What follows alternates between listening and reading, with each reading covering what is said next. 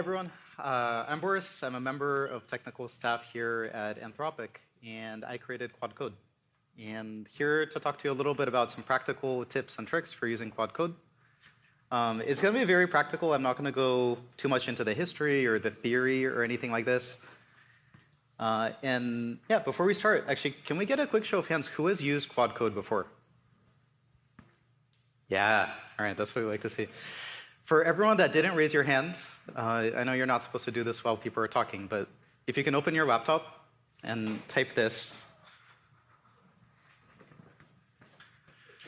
and this will help you install Claude Code, just so you can follow along for the rest of the talk.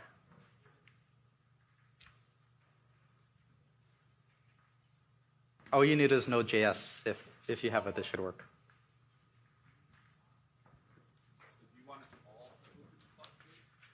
Yeah, well, you don't have to follow along, but if you don't have it yet, yeah, this is your chance to install it so you can follow along. So what is Claude Code? Claude Code is a new kind of AI assistant, and there's been different generations of AI assistants for coding. Most of them have been about completing, like a line at a time, completing a few lines of code at a time. Claude Code is not for that. It's fully agentic. So it's meant for building features, for writing entire functions, entire files, fixing entire bugs at the same time. And what's kind of cool about Claude Code is it works with all of your tools. And you don't have to change out your workflow. You don't have to swap everything to start using it. So whatever IDE you use, if you use VS Code, or if you use Xcode, or if you use JetBrains IDEs, there's some people at Anthropic that you can't pry Vim from their cold, dead hands, but they use Claude Code. Because Claude Code works with every single IDE, every terminal out there. It'll work locally, over remote SSH, over tmux, whatever environment you're in, you can run it.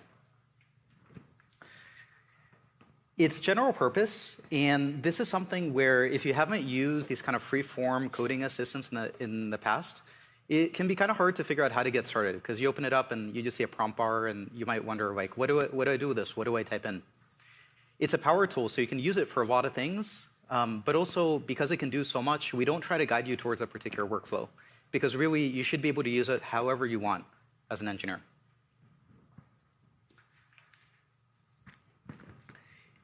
As you open up Claude Code for the first time, there's a few things that we recommend doing to get your environment set up. And these are pretty straightforward. So run terminal setup. This will give you Shift-Enter for new lines, so you don't have to do like backslashes to enter new lines. This is, it makes it a little bit nicer to use. Do /theme to set light mode or dark mode or Daltonize themes. You can do /install GitHub app. So today we announced a GitHub app where you can mention Claude on any GitHub issue or pull request. So to install it, just run this command in your terminal. You can customize the set of allowed tools that you can use so you're not prompted for it every time. This is pretty convenient.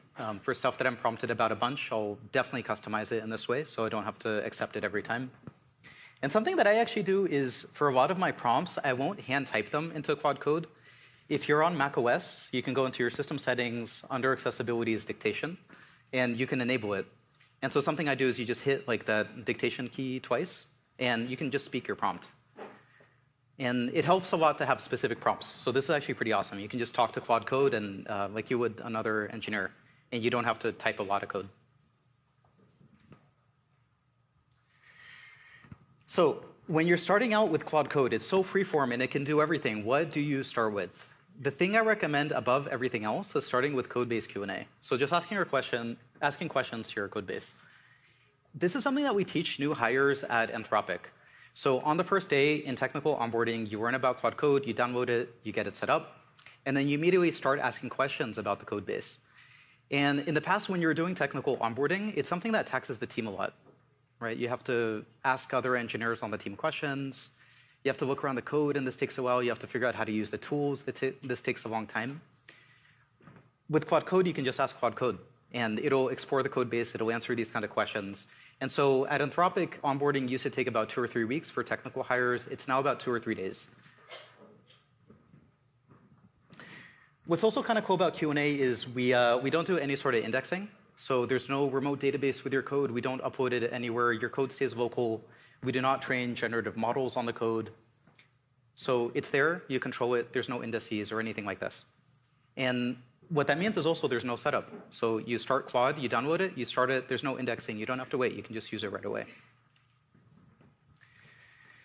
This is a technical talk, so I'm going to show some very specific prompts and very specific code samples that you can use and hopefully improve and up-level your Claude Code experience.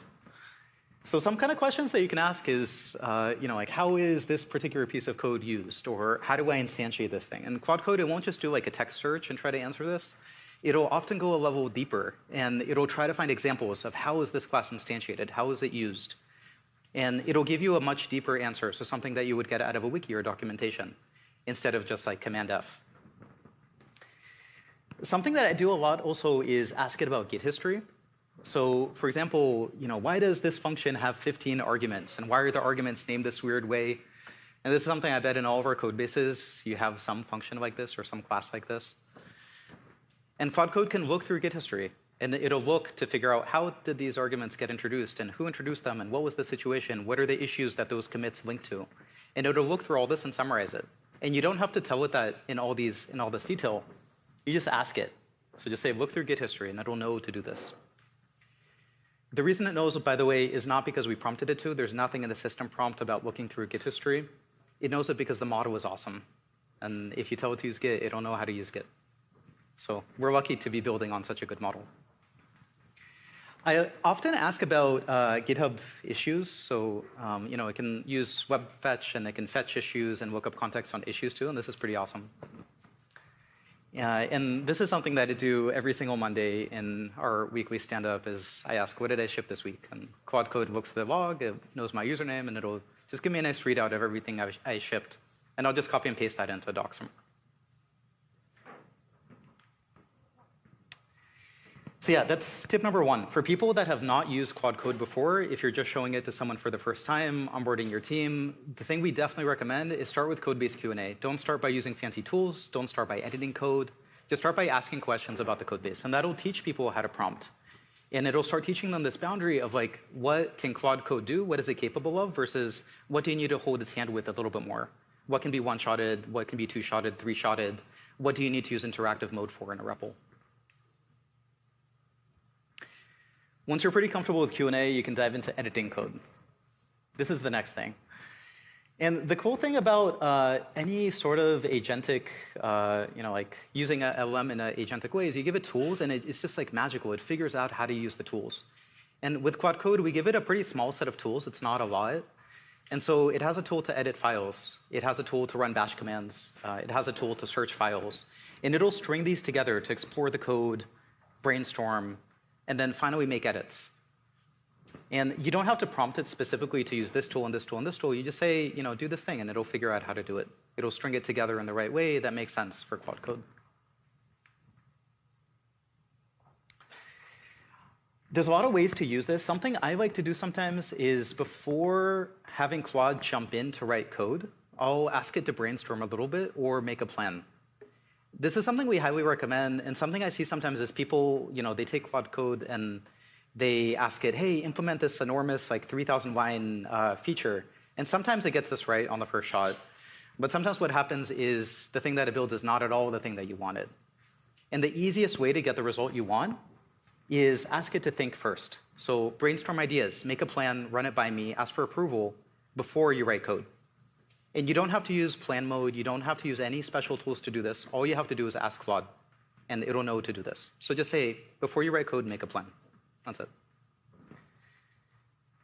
This is also, I wanted to include this one, this commit push PR. This is a really common incantation that I use. There's nothing special about it, but Claude is kind of smart enough to interpret this. So it'll make a commit, it'll push it to the branch, make a branch, and then make a pull request for me on GitHub.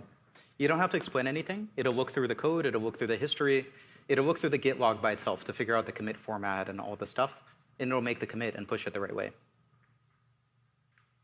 Again, we're not system prompting it to do this. It just knows how to do this. The model is good. As you get a little bit more advanced, you're going to want to start to plug in your team's tools. And this is where Claude Code starts to really shine. And there's generally two kinds of tools. So one is bash tools. And an example of this, I just made up this like Barley CLI. This isn't a real thing. But you can say, use this CLI to do something. And you can tell Claude Code about this. And you can tell it to use, for example, like dash dash help to figure out how to use it. And this is efficient. If you find yourself using it a lot, you can also dump this into your Claude MD, which we'll talk about in a bit, so Claude can remember this across sessions. But this is a common pattern we follow at Anthropic, and we see external customers use too. And same thing with MCP. Claude Code can use bash tools, it can use MCP tools, so just tell it about the tools, and you can add the MCP tool, and you can tell it how to use it, and it'll just start using it. And this is extremely powerful, because when you start to use code on a new code base, you can just give it all of your tools, all the tools your team already uses for this code base, and Claude Code can use it on your behalf.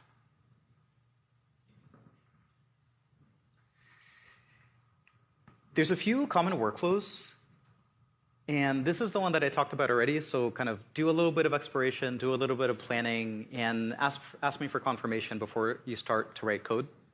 These other two on the right are extremely powerful. When Claude has some way to check its work, so for example, by writing unit tests or screenshotting in Puppeteer or screenshotting the iOS simulator, then it can iterate. And this is incredible because if you give it, for example, a mock and you say, build this web UI, it'll get it pretty good. But if you let it iterate 2 or 3 times, often it gets it almost perfect. So the trick is give it some sort of tool that it can use for feedback to check its work. And then based on that, it will iterate by itself and you're going to get a much better result.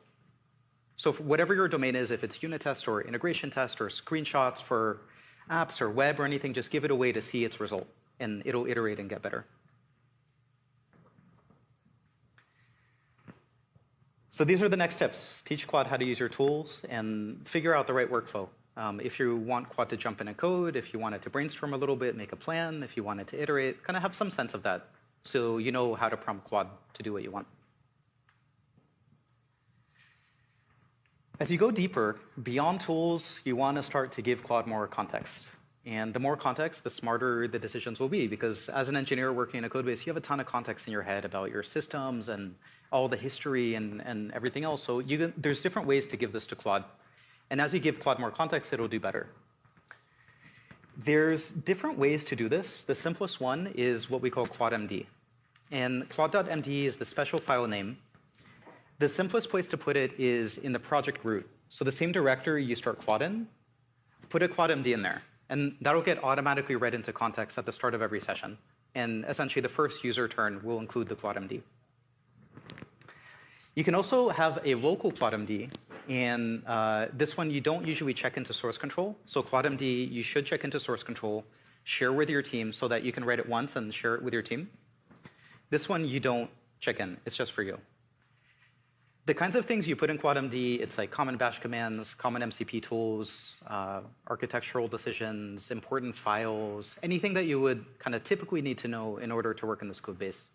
Try to keep it pretty short, because if it gets too long, it's just going to use up a bunch of context, and it's usually not that useful.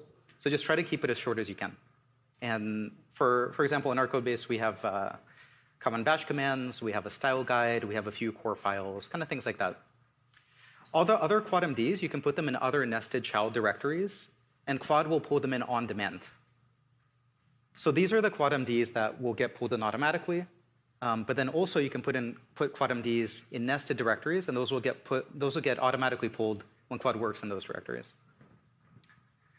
And of course, if you're a company, maybe you want a Claude MD that's shared across all the different code bases, and you want to manage it on behalf of your users, and you can put it in your enterprise root, and that'll get pulled in automatically.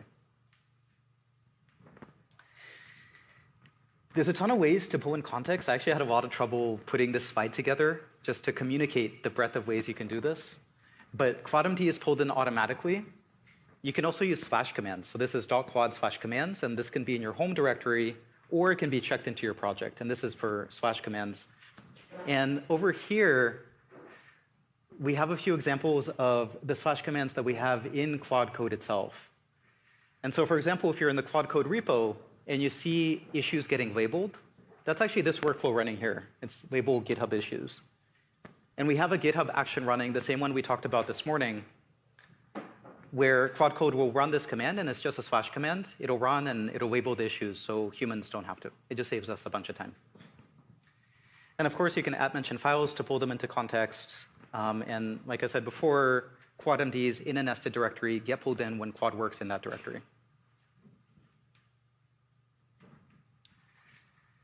So give Claude more context, and it's definitely worth taking the time to tune context. You can run it through a prompt improver, consider who the context is for, if you want to pull it in every time, if you want to pull it in on demand, if you want to share it with a team, if it's a personal preference, definitely take the time to tune it. This will improve performance dramatically if you do it right. As you get more advanced, you're going to want to think about this a little bit more, this kind of hierarchy of different ways to pull in everything. So like not just ClaudeMD, but also config and kind of everything about Claude you can pull in this hierarchical way. So projects are specific to your Git repo, and this you can check in, or you can make it just for you. You can also have global configs that are across all your projects, or you can have enterprise policies. And this is essentially a global config that you roll out for all of your employees, everyone on your team automatically. And this slide is like pretty information dense, but the point is this applies to a lot of stuff. So you can do this for slash commands. You can do it for permissions. So for example, if you have a bash command that you would run for all your employees, like all your employees use this like test command, for example, you can actually just check it into this enterprise policies file. And then any employee, when they run this command, it will be auto-approved, which is pretty convenient. And you can also use this to block commands. So for example, let's say there's a URL that should never be fetched. Just add it to this config, and that'll make it so an employee cannot override it, and that URL can never be fetched. So pretty convenient both to unblock people and also just to keep your code base safe. And then same thing for MCP servers. Have an MCP JSON file, check it into the code base. That way, anytime someone runs Claude Code in your code base, they'll be prompted to install the MCP servers and share it with the team. If you're not sure which of these to use, this is like a kind of an insane matrix because we support a lot of stuff and engineer workflows are very flexible and every company is different, so we kind of want to support everything. So if you're not sure how to get started, I would recommend start with shared project context. You write this once and then you share it with everyone on the team and you get this kind of network effect where someone does a little bit of work and everyone on the team benefits. There's a lot of tools built into Claude to manage this. So as an example, if you run /memory, you can see all the different memory files that are getting pulled in. So maybe I have an enterprise policy, I have my user memory, I have project ClaudeMD, and then maybe there's a nested ClaudeMD that's only pulled in for certain directories. And then similarly, when you do /memory, you can edit particular memory files. When you type # to remember something, you can pick which memory you want it to go to.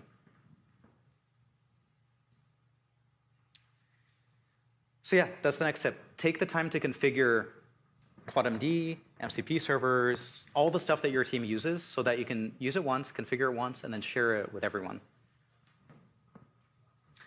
An example of this is in our apps repo for Anthropic. This is like the repo that we have all of our web and apps code in. There's a Puppeteer MCP server, and we share this with the team. And there's an MCP JSON checked in, so any engineer working in that repo can use Puppeteer in order to pilot end-to-end tests and to screenshot automatically and iterate so that every engineer doesn't have to install it themselves.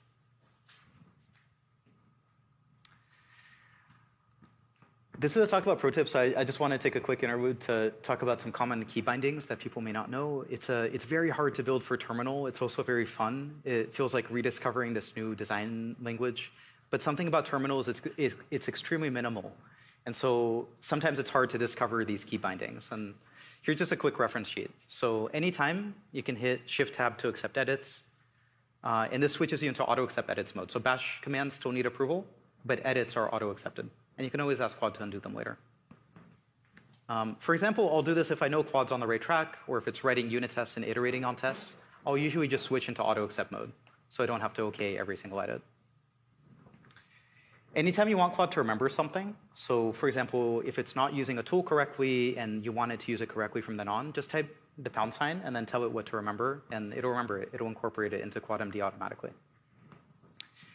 If you ever want to drop down to bash mode, so just run a bash command, you can hit the exclamation mark and type in your command. That'll run locally, but that also goes into the context window, so Claude will see it on the next turn. And this is pretty good for long-running commands if you know exactly what you want to do, or any command that you want to get into context. And Claude will see the command and the output. You can @mention files and folders. Anytime you can hit escape to stop what Claude is doing. No matter what Claude is doing, you can always safely hit escape. It's not going to corrupt the session. It's not going to mess anything up. So maybe Claude is doing a file edit. I'll hit escape. I'll tell it what to do differently. Or maybe it suggested a 20-line edit, and I'm like, actually, 19 of these lines look perfect, but one line you should change. I'll hit escape, I'll tell it that, and then I'll tell it to redo the edit. You can hit escape twice to jump back in history. And then after you're done with the session, you can start Claude with a resume to resume that session if you want, or -- continue. And then anytime if you want to see more output, hit Control R. And that'll show you the entire output, the same thing that Claude sees in its context window.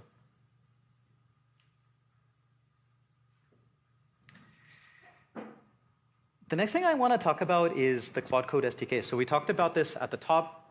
Right after this, Sid is doing a session, I think just across the hallway, and he's going to go super deep on the SDK. If you hadn't played around with this, if you use the -p flag in Claude, this is what the SDK is. And we've been landing a bunch of features over the last few weeks to make it even better. So yeah, you can build on top of this. You can do cool stuff. This is exactly the thing that Claude Code uses. It's exactly the same SDK. And so, for example, something you can do is Claude-P. So this is the CLI SDK. You can pass a prompt. You can pass some allowed tools, which could include specific bash commands. And you can tell it which format you want. So you might want JSON, or you might want streaming JSON if you want to process this somehow. So this is awesome for building on. We use this in CI all the time. We use this for incident response. We use this in all sorts of pipelines. So really convenient. Just think of it as like a Unix utility. You give it a prompt, it gives you JSON. You can use this in any way. You can pipe into it, you can pipe out of it. The piping is also pretty cool. So you can use, like, for example, git status and pipe this in, and use JQ to select the result. The combinations are endless, and it's sort of this new idea. It's like a super intelligent Unix utility. And I think we barely scratched the surface of how to use this. We're just figuring this out. You can read from like a GCP bucket, read like a giant log and pipe it in and tell Claude to figure out what's interesting about this log. You can fetch data from like the Sentry CLI. You can also pipe it in and have Claude do something with it.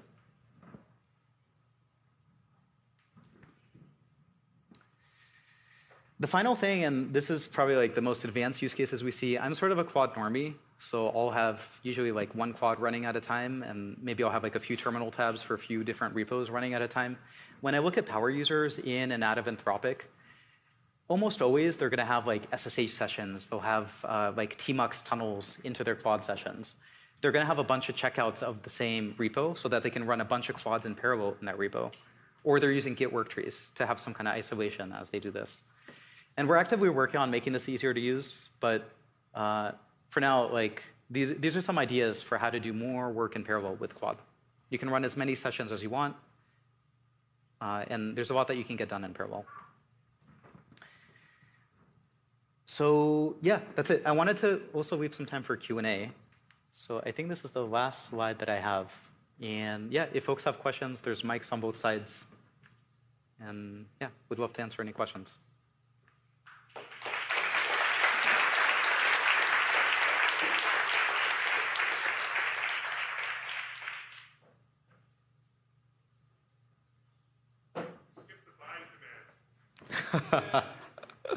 I did.